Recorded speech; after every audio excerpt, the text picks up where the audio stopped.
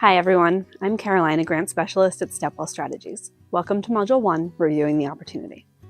This module will equip you to confidently apply for large federal grants. We'll start by emphasizing the importance of logistical preparation before diving into applications. Next, we'll walk you through registering your farm or food business on SAM.gov, a crucial step for federal grant applications. Then, we'll provide some tips on how to locate federal grant opportunities relevant to your specific needs. Finally, we'll break down eligibility requirements and decipher the typical language used by federal agencies in grant announcements. There are lots of acronyms you'll become familiar with as you begin applying for grants. They can be a confusing alphabet soup in the beginning, but we are here to help. By the end of this module, you'll be well prepared to navigate large federal grant online portals, secure your UEI number, and apply for those that best support your farm or food business. Let's dive into the world of federal grants. When you're looking for funding opportunities, you'll encounter terms like NOFO, RFA, and RFP. A NOFO, or Notice of Funding Opportunity, is a broad announcement about an available funding opportunity. It can cover grants, cooperative agreements, or contracts. An RFA, or Request for Applications, is a specific type of NOFO that invites proposals for a particular project. Think of it as a call for ideas. An RFP, or Request for Proposals, is another type of NOFO, often used for multifaceted projects that require definitive agreements and scopes of work. RFPs outline strict grant application parameters. To apply for these grants, you'll need a Unique Entity Identifier, or UEI number. This is your organization's unique identifier used by the government to link you to your applications. Now, let's talk about the two main platforms you'll use, grants.gov and SAM.gov. Grants.gov is where you'll find and apply for federal grants. It's the what and how of the grant process. SAM.gov, on the other hand, is where you'll register your organization and verify your eligibility. It's the who and why of the process. Remember, you'll need to register with SAM.gov before you can apply for grants on grants.gov. So, if you're looking to secure federal funding, these two websites are your go-to resources. This slide demonstrates the order of operations we're looking at to best determine if a grant is a good fit for your food or farm business. First, understand the landscape. Are you ready for a large federal grant, or are you a better fit for state, local, or private, often called philanthropic, grants? There are many parameters to consider before applying for federal grants. Preparing to apply involves creating projects around funding opportunities. Developing a project and preparing for grant announcements often leads to better outcomes and more thoughtful submissions than trying to fit misaligned projects into the grant parameters. Don't try to come up with an idea to fit a grant with an upcoming deadline. Finding the right opportunities is crucial. We'll show you how the USDA breaks down its departments and funding opportunities. Remember, don't force your organization or business into a grant program because you're excited about the potential funding. Instead, look for funding opportunities that align with what you're already doing and develop plans and projects around the grant priorities. Last, carefully review the Notice of Funding Opportunity, or NOFO, or Request for Applications, RFA, to determine if you're an eligible organization. We'll delve deeper into this later.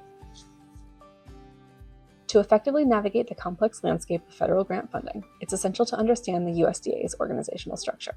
The USDA is divided into several sub-agencies, each with its own specific focus.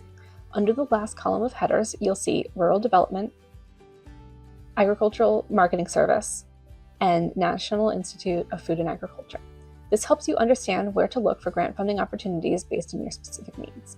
For example, if you're looking to build a promotional or marketing plan for your food or farm business, you'd look under the Agricultural Marketing Service for potential funding opportunities. This chart serves as a reference point to help you identify the right funding opportunities for your business. On this slide, we have some places to begin searching for the right opportunity.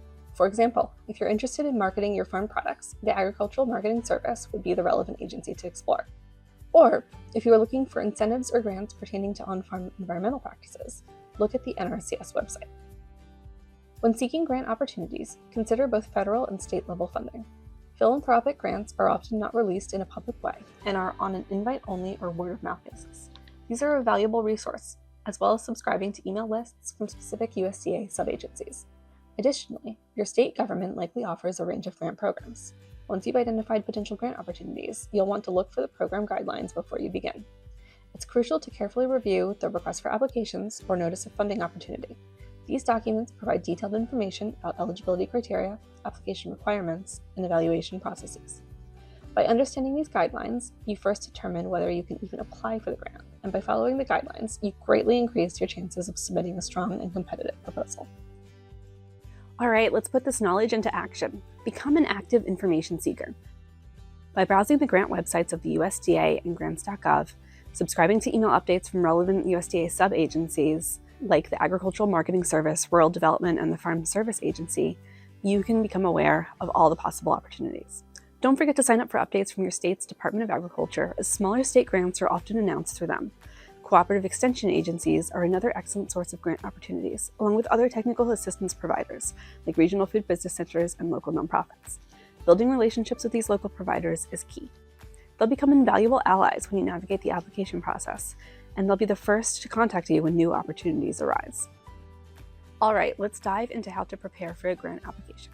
First things first, again, be sure to register on SAM.gov. This is important, but be aware it's a 3-step process that can take time. Later in the module, we'll walk you through each step. Another pro tip is to create a grant calendar, or commonly a Gantt chart, to map out your work timeline. This will be covered in Module 3, our work plan module. Most application windows are only 60 to 90 days after a grant is released, so planning ahead is key. Next, start thinking about the who. Partnerships are powerful. Many grants favor applications with strong partnerships. We'll explore how to identify and cultivate strong partners in the next module. Another key aspect is preparing your materials. Scan the grant portal to understand what supplemental materials are required for submission. It is better to ask your team to begin preparing documents weeks in advance. This might include team biographies or resumes, program descriptions for your organization, or a business plan for your farm or food business. Additionally, identify potential projects that align with regularly released grants. Remember, the key is to start early. Get your SAM.gov registration done now and start solidifying potential projects based on upcoming grant opportunities. To apply or not to apply, that is the question. On this slide, you will see a decision tree for navigating the grant application process and some questions you can ask yourself as you are deciding whether or not this is a good opportunity for your organization, food, or farm business. First of all, are you eligible? That again means looking at the RFP, RFA, and NOFO and checking those eligibility requirements. If you are eligible, then you know to move on to yes. Some other considerations include, does your team have the time to apply for this grant? Additionally, do you have the budget to allocate towards the application process? If you're short on time but have the budget, consider hiring a consultant. Grant writing consultants can be a valuable investment, especially if your team lacks the internal capacity to write grants or secure matching funds. Most grants require matching funds, either in-kind contributions or cash. It's crucial to assess your cash flow and financial foundation to determine if your organization can provide the necessary matching funds.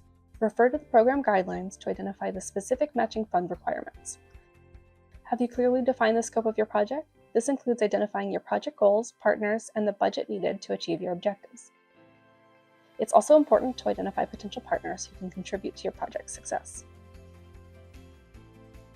Some other considerations when deciding to apply for a grant include avoiding mission creep. Are you trying to fit your business or organization into the grant funding priorities? Or are you looking to grow your business? Is this grant a good fit?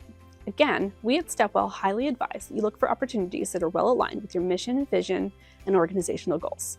Build a project that fits into fundable activities from your organizational foundation, not the reverse.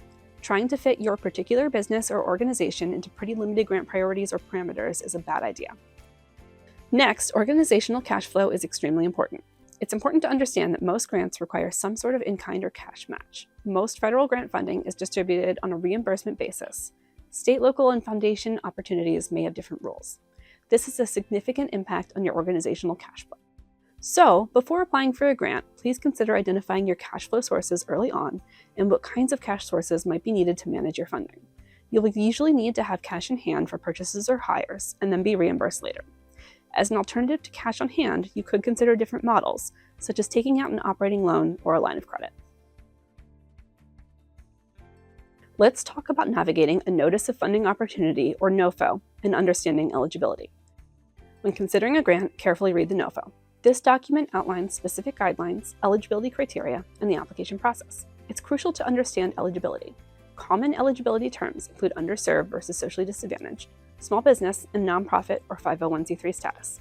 Eligibility can vary between agencies and even within different programs of the same agency. If you have any questions about eligibility, don't hesitate to contact the grant officer listed in the NOFO.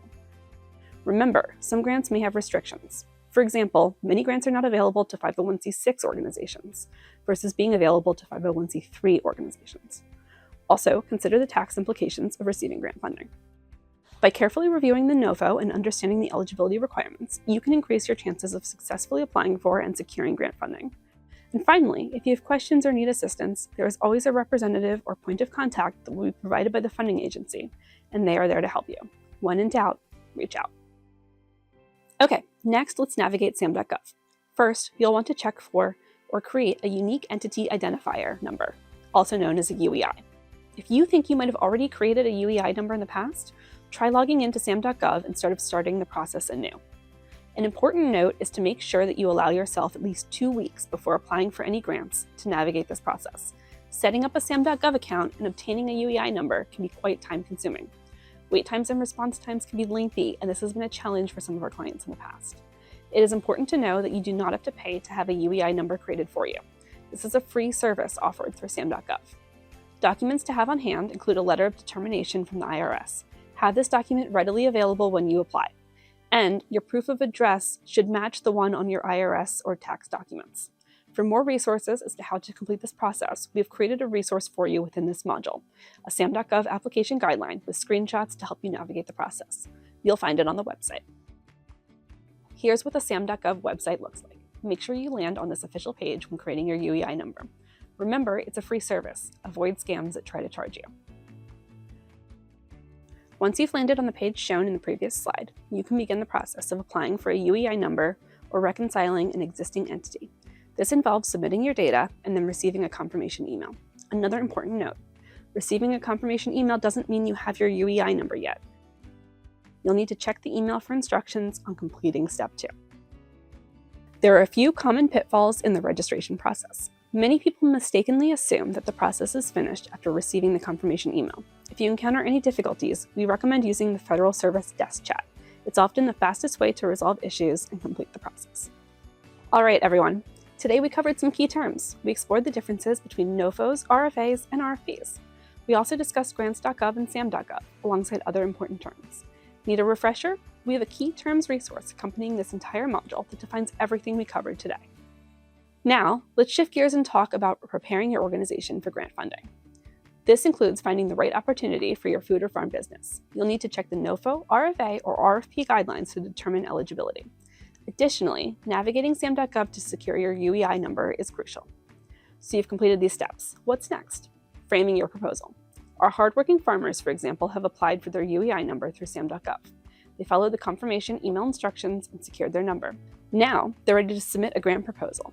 They've identified federal and state grant opportunities that align with their desire to grow their berry farm business. Ready to delve into proposal creation? In the next module, we'll join Thistle and Thorn as they develop their business growth plan. Don't forget, this module offers additional resources like a decision tree, a registration checklist, and a SAM.gov walkthrough. You can find this entire series, titled Learn as You Go Grant Writing, on the Regional Food Business Center's Northwest and Rocky Mountain website linked here. Thank you very much, and see you in Module 3.